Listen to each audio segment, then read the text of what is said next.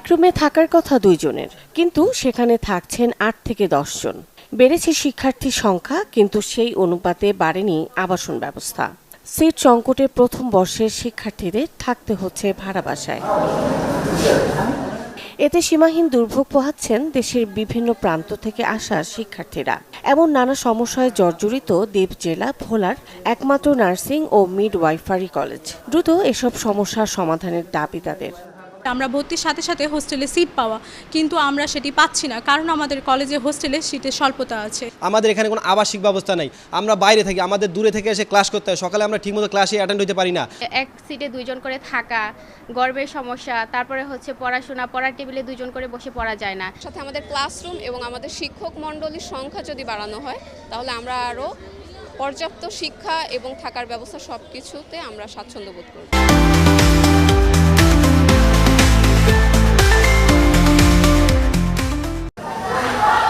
এছাড়া নার্সিং ও মিডওয়াইফারি আলাদা 2টি ব্যাচের জন্য 6টি রুমের বদলে রয়েছে মাত্র 3টি।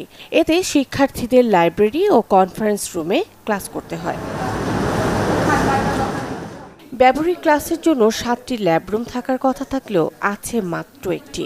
এছাড়া শিক্ষক সংকট তো আছেই। প্র্যাকটিক্যাল বেসড একটা প্রফেশন, কিন্তু আমাদের যে ল্যাবের কন্ডিশন, এখানে আমরা সবাই মিলে সেশন কমপ্লিট করতে পারি না, যার জন্য আমাদের দেখা যায় আমরা যে কম্পিটেন্ট হব, ফিউচারে স্কিলড হব, প্রফেশনাল গ্যাদার করব, এগুলোর জন্য আমরা পিছিয়ে পড়ে যাব।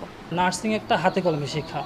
আমরা যে থিওরিগুলো অর্জন করি, সেই থিওরিগুলো আমরা যদি প্র্যাকটিক্যালে প্রয়োগ করতে না পারি, তাহলে আমরা রোগীদেরকে অ্যাপ্রোপ্রিয়েট সেবা দিতে পারবো না। আমরা তাহলে পরবর্তীতে ভালো নার্স হিসেবেও নিজেদেরকে তৈরি করতে পারবো না। আমরা এখানে 300 জন শিক্ষার্থী আছি, কিন্তু তার প্রেক্ষাপটে মাত্র আমাদের 2 জন শিক্ষক থাকার কারণে আমরা পর্যাপ্ত শিক্ষক পাচ্ছি না, এবং আমাদের ক্লাসরুমের খুবই অভাব।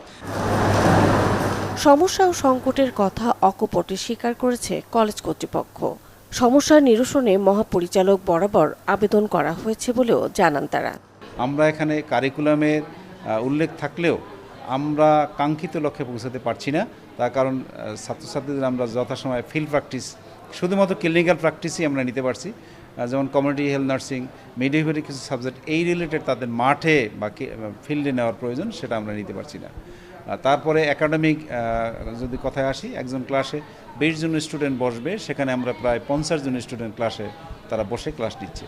ক্লাস হোস্টেলের কথাই যদি বলি, যে একটা রুমে 2 জন করে থাকবে, সেখানে তারা 8 জন স্টুডেন্ট অবস্থান করতেছে।